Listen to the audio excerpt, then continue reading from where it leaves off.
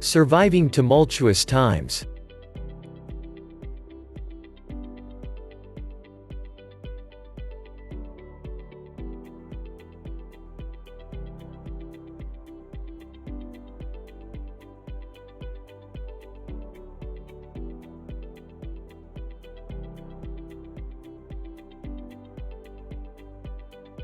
For most Americans, 2020 has already been a rough year, and it's not even half over. A pandemic, natural disasters, economic decline, and, for many, the loss of a job have taken a toll on their mental health. Stress is particularly acute when you're experiencing a situation that is outside of your control, says Dr. Carrie Ressler, professor of psychiatry at Harvard Medical School. You may feel stuck, frozen, or helpless. After a traumatic period, even when things settle down, it can be difficult to move on and regain a sense of normalcy. So, how can you reduce your stress and regain your footing after going through a bad time, whether that's the result of a large-scale national emergency or even just a personal patch of bad luck? Step back.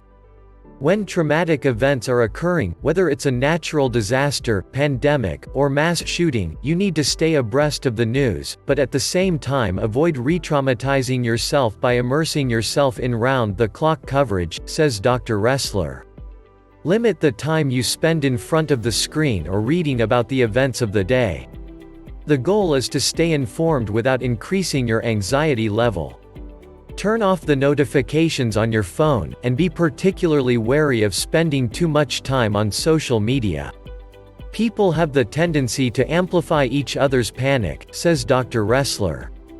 Instead, limit your exposure to checking in on the news a couple of times a day, and then turn it off. Listen to an unrelated podcast, or go for a run. Take action. What we do know from research is that one of the biggest precipitators of anxiety is a feeling of helplessness when everything seems out of your control, says Dr. Ressler. To take back some control, get involved in activities that can help others or address the situation. Volunteer, or help with food drives. Even helping a friend or a neighbor with a problem can make you feel like you are in an active, not passive, role in the face of uncertainty. Taking on a hobby or self-improvement project can also help you move forward. If you lose your job, use some of the unexpected time to take a class or learn a new skill you've always wanted to master. For example, there are a lot of great apps you can use to learn a new language. Reach out.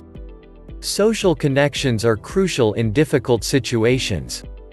If you can't see people in person, then connect with the help of technology, such as video conferencing or even a simple phone call. Get rose-colored glasses. While advice to look on the bright side in the face of hard times may seem trite and unhelpful, don't scoff. Evidence shows that positive thinking and having the ability to reframe a situation in more positive terms can help people become more resilient in the face of problems, says Dr. Ressler. Look for silver linings whenever you can. A job loss, for example, may lead to new opportunities. Be patient. Moving on from a traumatic event takes time. Give yourself permission to grieve.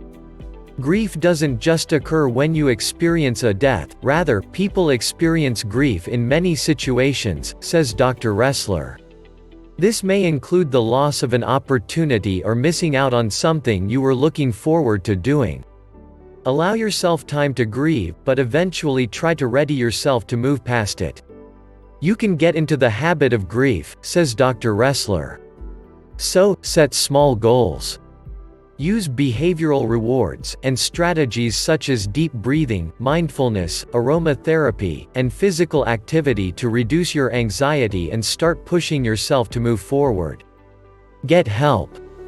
Make sure that sadness and stress don't cross over into depression. The symptoms of depression overlap with normal symptoms of stress and grief, says Dr. Ressler.